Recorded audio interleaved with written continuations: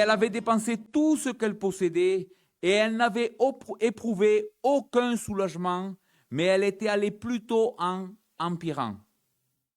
Ayant entendu parler de Jésus, elle vint dans la foule par derrière et toucha son vêtement. Car elle disait, « Si je puis seulement toucher son vêtement, je serai guérie. » Au même instant, la perte de sang s'arrêta, et elle sentit dans son corps qu'elle était guérie de son mal. Jésus connut aussitôt en lui-même qu'une force était sortie de lui, et se retournant au milieu de la foule, il dit, « Qui a touché mes vêtements ?» Ses disciples lui dirent, « Tu vois la foule qui te presse et tu dis, « Qui m'a touché ?» Et il regardait autour de lui pour voir celle qui avait fait cela. La femme effrayée et tremblante, sachant ce qui s'était passé en elle-même, vint se jeter à ses pieds et lui dit toute la vérité. Mais Jésus lui dit, « Ma fille, ta foi t'a sauvée. Va en paix et sois guérie de ton mal. » Comme il parlait encore, survint chez le chef de la synagogue, des gens qui dirent, « Ta fille est morte. Pourquoi importuner davantage le maître ?»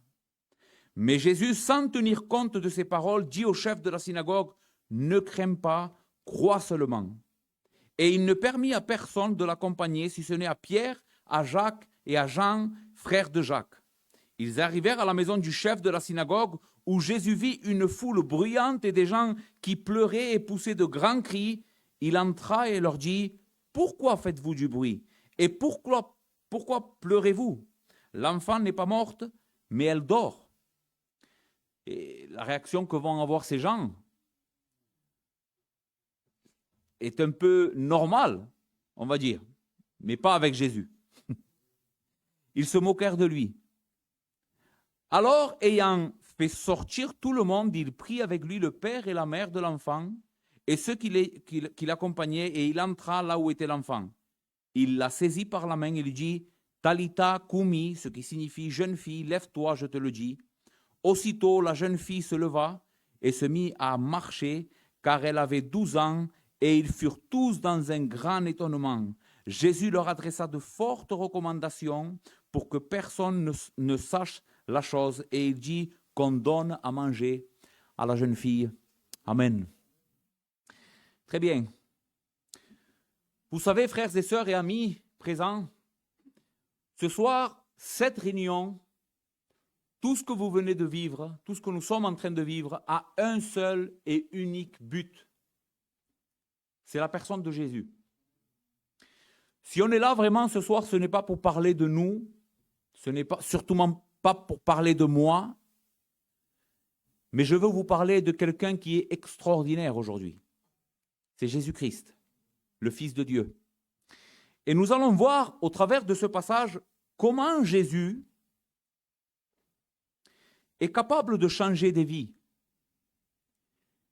est capable de transformer des circonstances dans la vie qui, aux yeux humains, humainement parlant, on ne peut plus rien faire. Et je ne sais pas quelle est ta condition aujourd'hui, je ne sais pas avec quoi tu es en train de lutter, je ne connais pas la situation de chaque personne ici, particulièrement leur situation familiale, leurs problèmes, je ne sais pas. Mais il faut que tu saches quelque chose. C'est que tous ici, nous avons un besoin. Tous. Peut-être chaque besoin n'est pas le même, mais tous ici ce soir, nous avons un besoin. Et tous, nous avons besoin de Christ. Il existe des situations dans la vie qui sont compliquées, n'est-ce pas? Je ne vous apprends rien. Des situations qui nous plongent même dans le désespoir, la solitude. On se dit, comment est-ce que je vais sortir d'ici?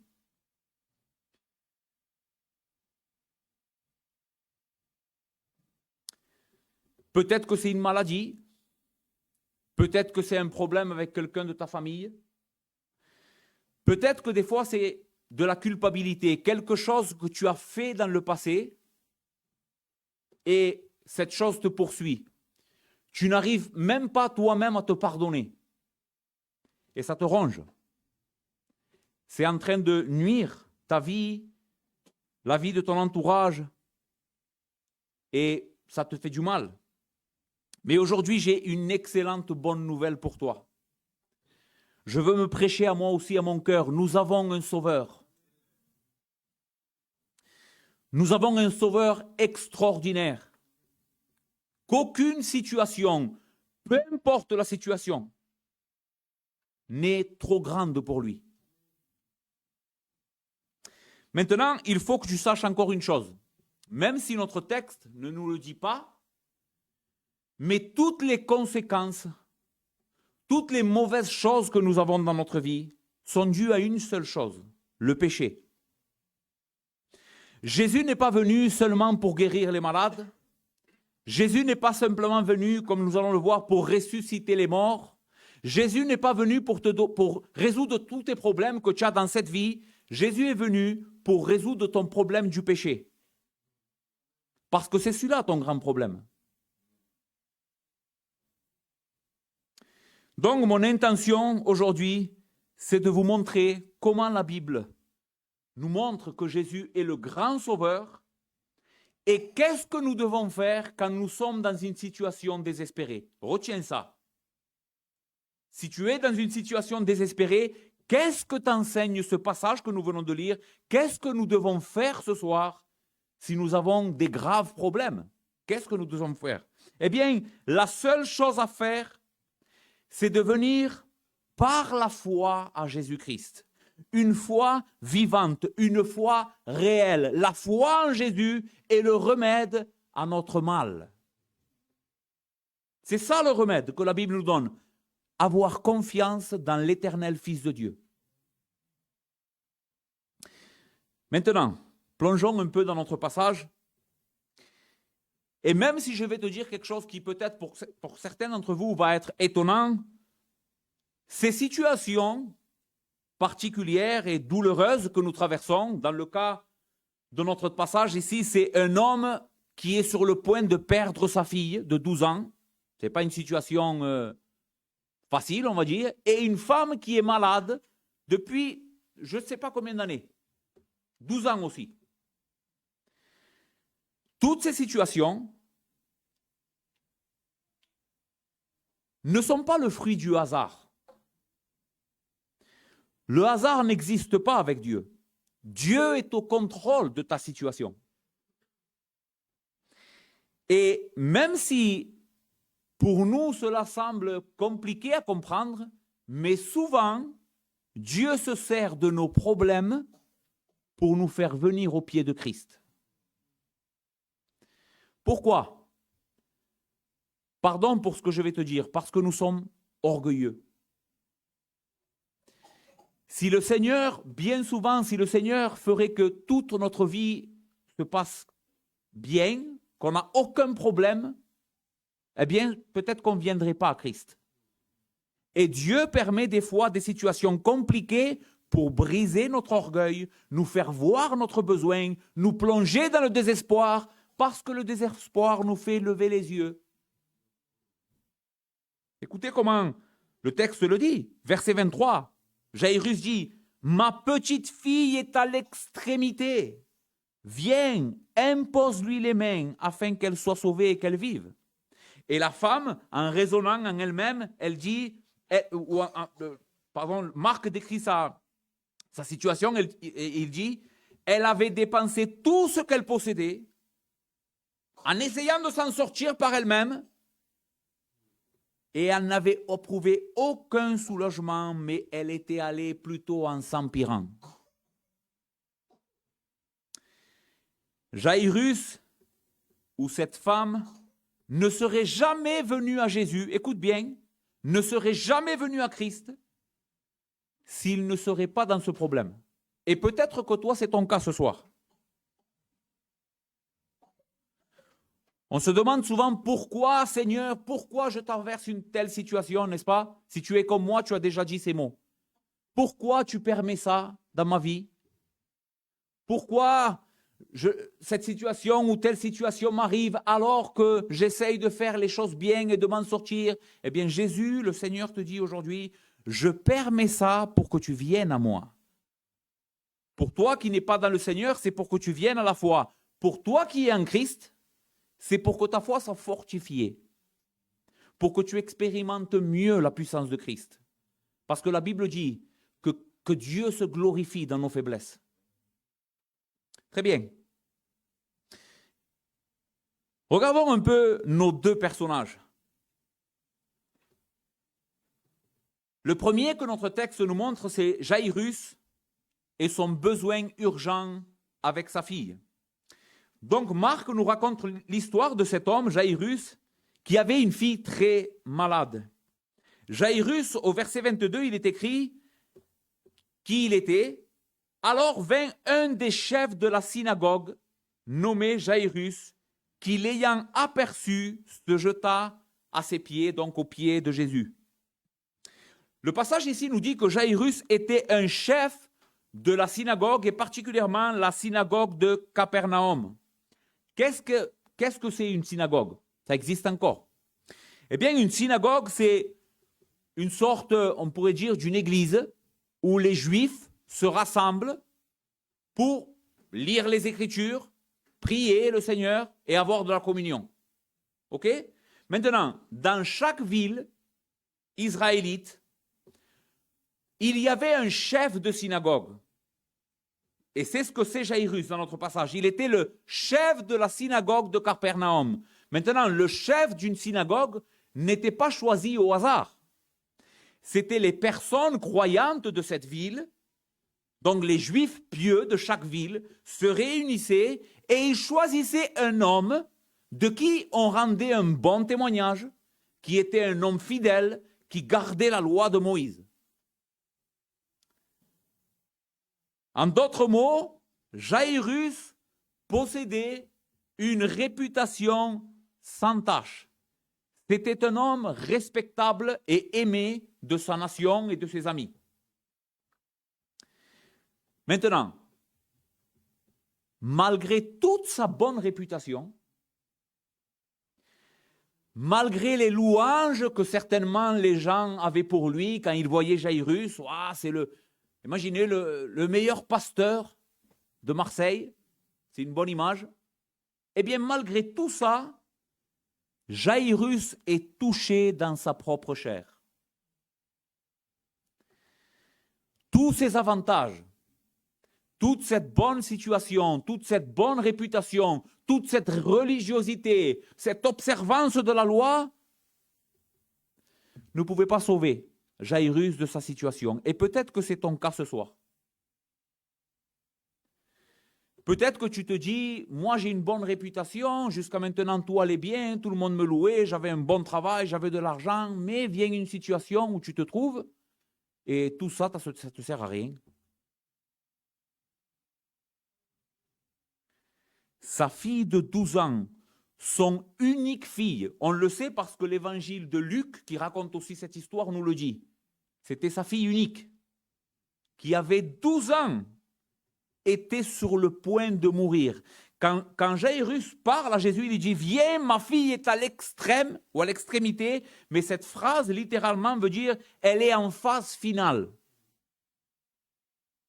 On le sait parce que vous allez voir comment le récit se déploie, et avant que Jésus arrive à la maison de Jaïrus, elle meurt. Jésus a ressuscité la fille de Jaïrus. Donc, quelle terrible situation, n'est-ce pas? Imaginez-vous, mettez-vous 5 minutes à la place de Jaïrus, s'il vous plaît, faites l'effort. Vous avez une fille de 12 ans que vous aimez de tout votre cœur. Elle est votre trésor. Elle est la personne pour qui vous vous levez le matin pour aller travailler. Et elle est sur le point de mourir. Et le pire dans tout ça, c'est que vous avez les mains liées. Vous ne pouvez rien faire.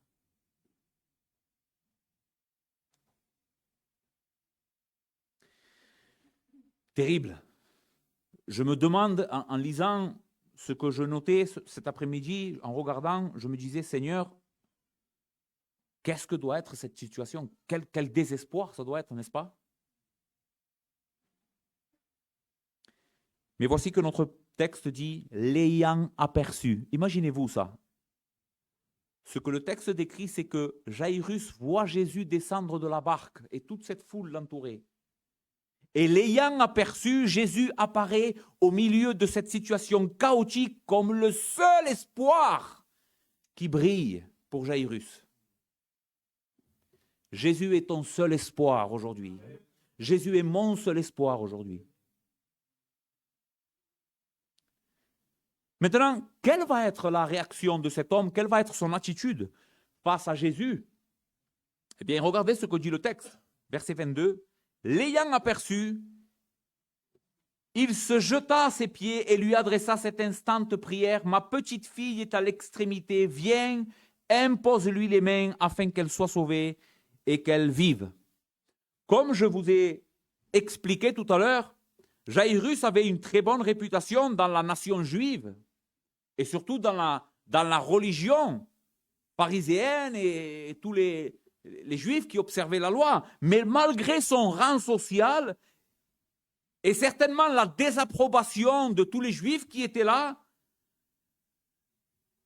Jairus va se jeter aux pieds de ce jeune prophète ou jeune rabbi qui est en train de faire des grands miracles et qui certainement n'avait pas l'approbation des amis de Jairus. Mais face à son besoin, Jairus ne regarde plus qui il est, qu'est-ce qu'on va dire de moi.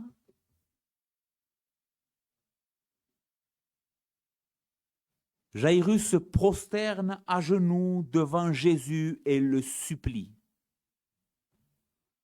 Les frères, ça c'est une reconnaissance de Christ. Ça c'est une vraie reconnaissance de Christ. Quand une personne vient à Christ réellement avec une foi sincère, elle ne regarde plus. Qu'est-ce qu'ils vont dire de lui? Est-ce que je vais perdre ma bonne réputation, ma situation, mon travail? Peu importe. Quand on comprend vraiment que Jésus est notre seul espoir, plus rien ne compte. Ou en tout cas, plus rien n'est important face à lui. C'est ce que nous voyons dans Jairus. Mais surtout, ce qui est incroyable, c'est à quel point, je vous ai dit tout à l'heure, que notre désespoir ou nos mauvaises situations, en réalité, le Seigneur s'en sert pour notre bien, n'est-ce pas? Regarde ce qu'a fait le désespoir de Jairus. Et cette mauvaise situation que sa fille est sur le point de mourir, il l'a amenée au pied de Jésus. Je veux t'aider aujourd'hui. Je veux t'aider à avoir de l'espoir au milieu de ta situation. Toute chose concourt au bien de ceux qui aiment Dieu, de ceux qui sont appelés selon son dessein. Toute chose concourt au bien. Même ce qui peut-être est en train de t'arriver. Si tu es ici ce soir, assis en écoutant ce que je suis en train de te dire, c'est parce que Dieu t'aime et il veut t'amener au pied de Jésus.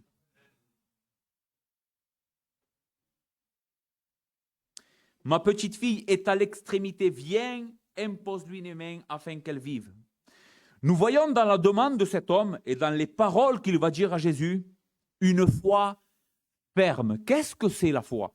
Ou en tout cas, comment notre texte nous démontre qu'est-ce que c'est la vraie foi? La vraie foi a une confiance totale en Jésus. C'est ça la vraie foi.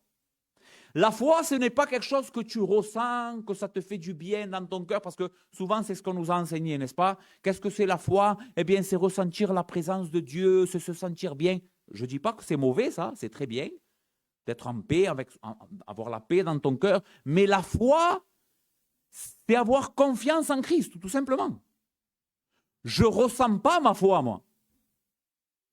Je ne la ressens pas. Ma foi, elle est là parce que je crois ce que la Bible dit au sujet de Jésus. C'est ça la foi. Maintenant, comment est-ce que nous le voyons? Regardez les paroles de Jairus. Viens. Est-ce qu'il y a du doute là? Impose-lui les mains et elle va vivre. Ça, c'est le langage de la foi. Le langage de la foi a une complète confiance en Christ parce qu'elle sait qui est Christ. Jairus a compris quelque chose de Jésus. Il n'est pas venu à n'importe qui, il n'est pas venu à un de ses disciples. Il n'y a pas que Jésus qui est descendu de cette barque, n'est-ce pas? Il y avait ses disciples avec lui. Mais Jairus sait que Jésus a quelque chose que ses disciples n'ont pas. Jésus est le Seigneur. Et il n'y en a qu'un. Il n'y en a qu'un qui peut dire à la maladie, va-t'en. Et elle s'en va. Je me souviens de ce texte. À un moment donné, Pierre et Jean montent. C'est dans les Actes des Apôtres, après la résurrection de notre Seigneur. Ils montent au temple à l'heure de la prière. Et là, il y a un mendiant à la porte du temple. Et le mendiant est en train de regarder Pierre et Jean en s'attendant que Pierre et Jean lui donnent de l'argent pour survivre. Mais Pierre et Jean vont le regarder et lui dire, écoute, on n'a rien. Mais ce qu'on a, on te le donne. Au nom de Jésus de Nazareth, lève-toi, prends ton lit et va dans ta maison. Et cet homme, nous dit la Bible, qu'immédiatement va être guéri. Maintenant, les Juifs vont venir, les gens qui étaient là vont venir vers Pierre et Jean, se pensant que c'était eux qui avaient fait ce miracle. Et Pierre va dire, frère, pourquoi nous regardez-vous comme si cet homme a été guéri à cause de notre piété ou de notre puissance? C'est le nom de Jésus qui a fait ça aujourd'hui. C'est lui qui a toute puissance. Et c'est ce que nous voyons ici. Jairus a une totale confiance en Christ, en sa puissance, en qui il est.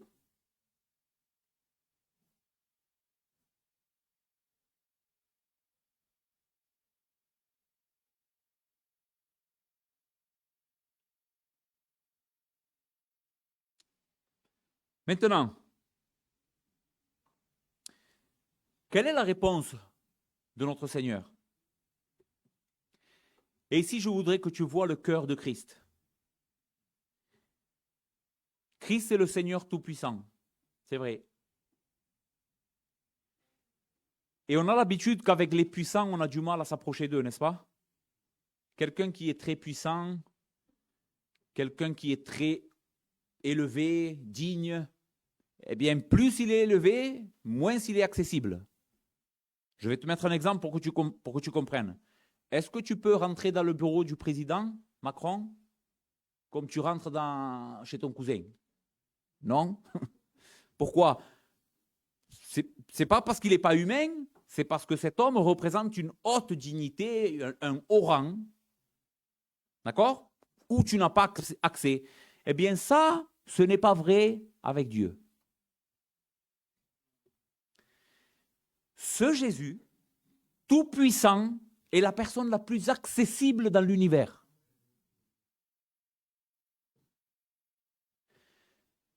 La personne la plus attentive à ton besoin.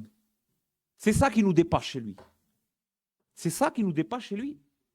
On ne connaît pas quelqu'un comme ça, non. On ne sait pas, ça n'existe pas.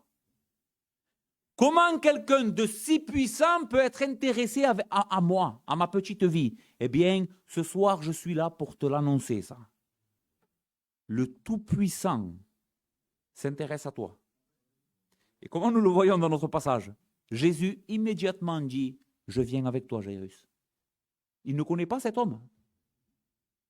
Il ne le connaît pas. Viens, impose-lui les mains, ma fille, immédiatement. Le cœur compatissant, rempli de miséricorde, de bonté, d'amour, vient au secours de celui qui est dans le besoin. Écoutez ce que la Bible dira dans Ésaïe 57, 15.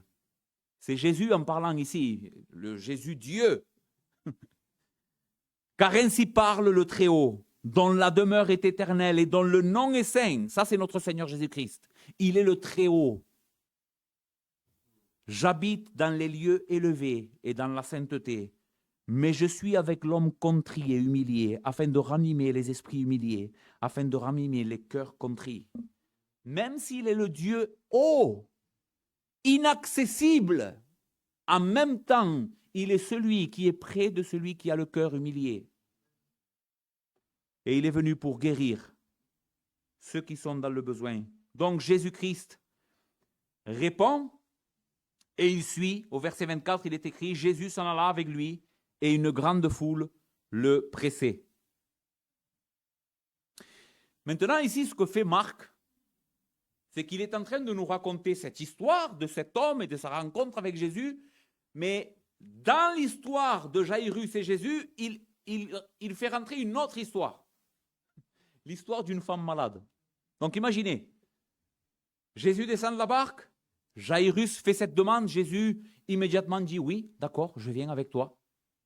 Et pendant qu'ils vont vers la maison de Jairus, la Bible nous dit, or il y avait une femme atteinte d'une perte de sang depuis 12 ans. Regardez le rapport. Sa fille a 12 ans et cette femme est malade depuis 12 ans. Ça veut dire que depuis toute la vie de cette fille qui était malade, eh bien, cette femme aussi était malade. Verset 26, elle avait beaucoup souffert entre les mains de plusieurs médecins et elle avait dépensé tout ce qu'elle possédait et elle n'avait éprouvé aucun soulagement, mais elle était allée plutôt en empirant. Donc Jésus va vers la maison de Jairus et cette femme va venir secrètement vers Christ pour être secourue.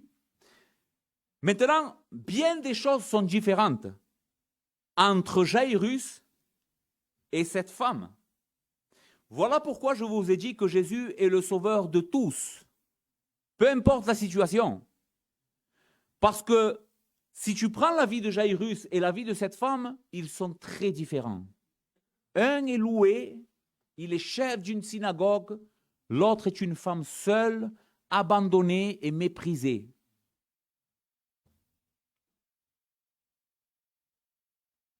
Sa maladie, qui était une perte de sang continuelle, l'empêchait d'avoir une relation normale avec les gens de son entourage. Pourquoi ? Parce que la loi de Moïse interdisait qu'une telle femme puisse avoir une vie normale. Écoutez ce que Lévitique 15, 19 dit. La femme qui aura un flux de sang dans sa chair restera 7 jours dans son impureté. Quiconque touchera ou la touchera sera impur jusqu'au soir. Une femme comme elle ne pouvait avoir aucune relation, encore moins entrer dans le temple, adorer Dieu. Ça faisait 12 ans que cette femme, personne ne pouvait la toucher. Parce que si je touchais cette femme, admettons que moi j'étais de sa famille et que j'avais un contact avec elle, je ne pouvais même pas toucher un objet qu'elle avait touché, selon la loi de Moïse. Et si je faisais ça, moi j'étais impur et je ne pouvais plus aller au temple, je ne pouvais plus adorer Dieu, donc cette femme était seule. Malade, seule, triste, dans le désespoir parce qu'elle n'a plus d'argent. C'est vrai que la situation de Jairus était catastrophique, mais cette femme n'était pas mieux.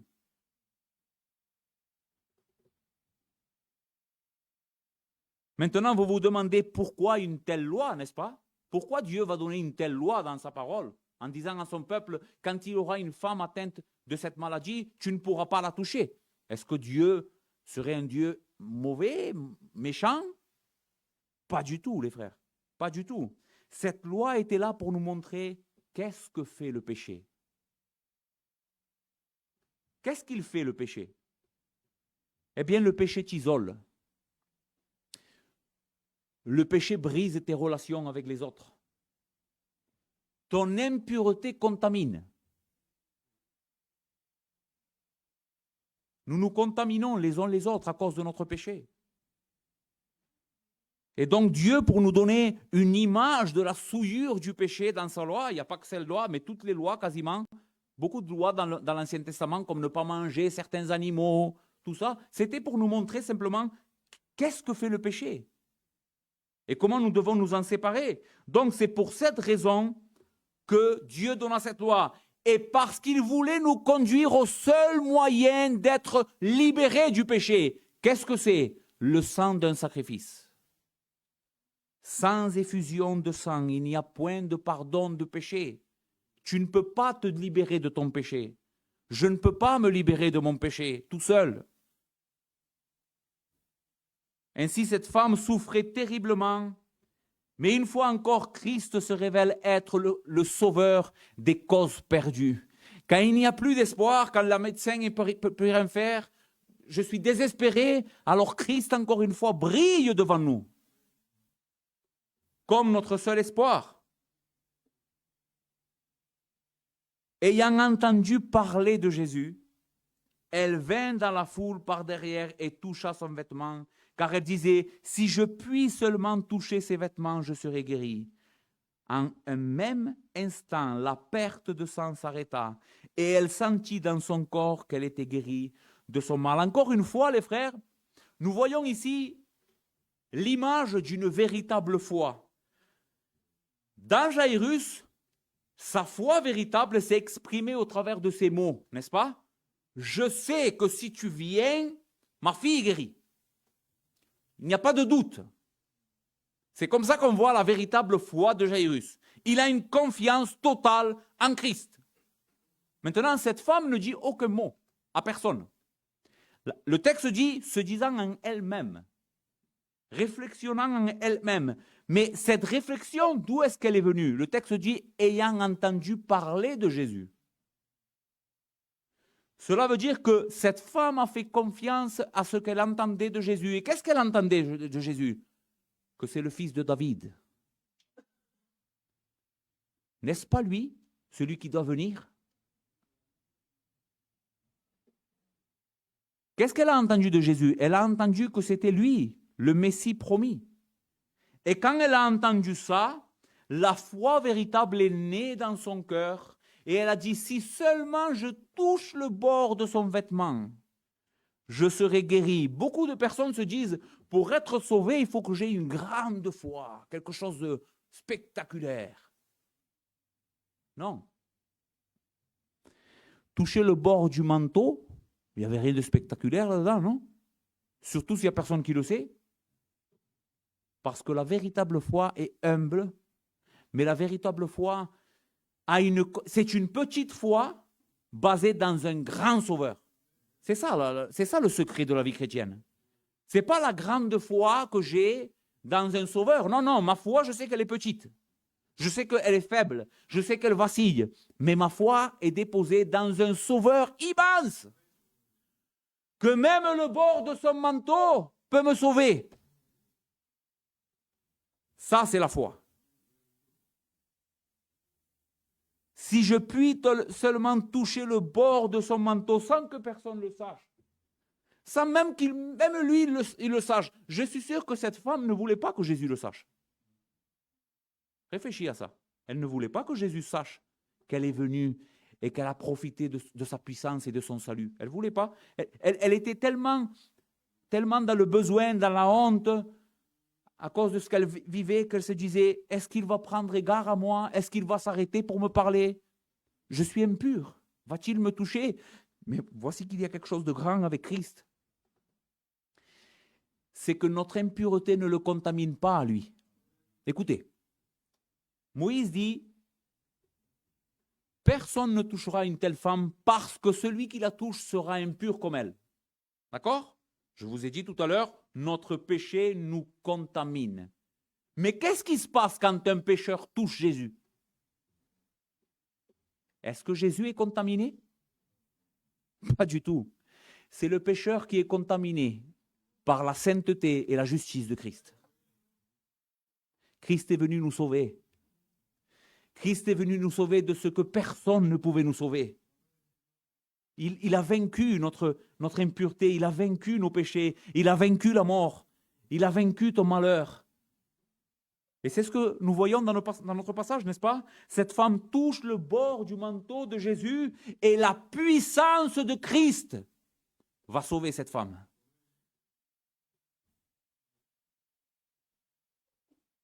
Jésus connut aussitôt en lui-même qu'une force était sortie de lui et se tournant au milieu de la foule, il dit, qui a touché mes vêtements? Voyez?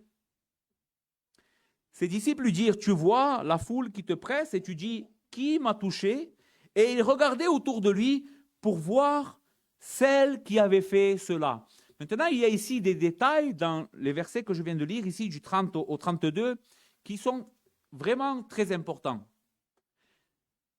Nous voyons que quand Jairus appelle Jésus pour qu'il parte avec lui, il y a beaucoup de personnes qui vont avec lui, qui partent avec lui.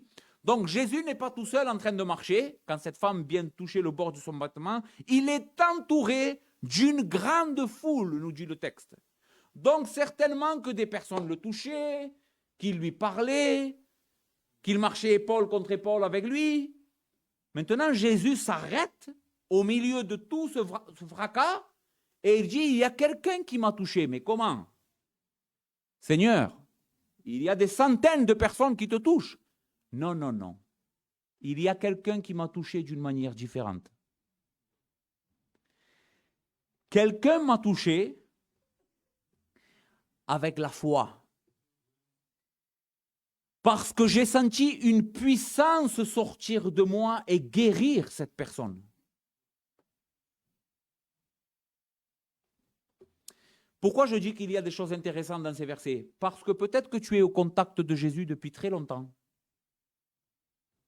Que tu touches Jésus, que tu vois Jésus, qu'on te parle de Jésus, que tu crois connaître Jésus, mais jamais une force est sortie de lui pour te guérir. Tu sais pourquoi? Parce que tu n'es jamais venu par la foi. Jamais. Peut-être que tu crois que c'est ton amitié avec Jésus qui fait de toi quelqu'un de bien. Donc, tu vois, je marche avec Jésus, moi. Je suis quelqu'un qui connaît Jésus. Je connais l'évangile, je vais à l'église, je prie. Je suis quelqu'un de bien. Je m'efforce de faire le bien. Hein. Attention, hein. Et tu crois que c'est ça qui fait de toi une personne guérie. Tu n'es jamais venu comme cette femme, humiliée, à un tel point que tu dis, si seulement je touche son vêtement, je ne veux pas être son ami, je ne veux pas qu'on me reconnaisse comme son ami. Simplement que je touche son vêtement, mais tu sais que tu as besoin d'être guéri. Tu n'es jamais venu comme ça. Donc jamais la puissance de Christ ne t'a sauvé. Jésus ne peut pas dire ces mots de toi. Quelqu'un m'a touché parce qu'une force est sortie de moi et a guéri cette personne. Mais ce soir, c'est possible. Je ne te dis pas ça pour t'accuser. Je te dis ça pour t'aider. Ce soir, c'est possible que tu expérimentes la puissance de Christ. Mais il faut que tu viennes de la bonne manière. Il faut que tu viennes en disant, Seigneur, je suis malade autant que cette femme. Je suis autant impur qu'elle. Autant digne de que personne ne me parle. Parce que je suis pécheur.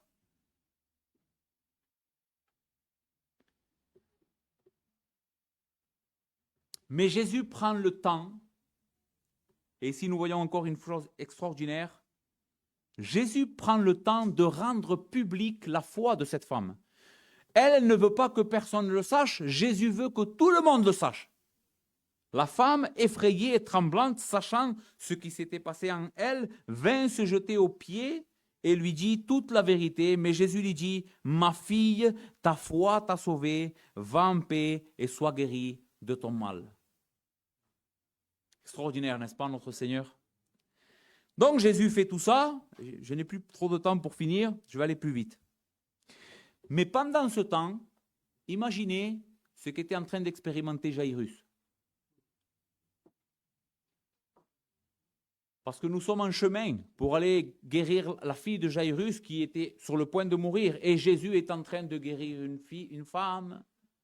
Tout le monde s'arrête le tout. Il s'arrête pour parler avec elle, pour rendre publique sa foi. Imaginez le Jairus. Seigneur, ma fille, elle va mourir. Nous, on rigole, les frères, mais c'est vrai. Maintenant, qu'est-ce que nous enseigne ce passage? Pourquoi le Saint-Esprit a voulu qu'on ait cette histoire et de cette manière? Vous savez pourquoi? Parce que le Saint-Esprit est en train de nous montrer que Christ règne sur tous les événements. Ça ne lui échappe pas, lui. Vous pensez que Jésus ne savait pas que la fille de Jairus allait mourir avant qu'il arrive?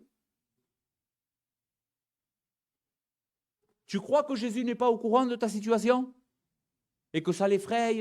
Je sais, je dois aller plus vite. Il est le Dieu tout-puissant.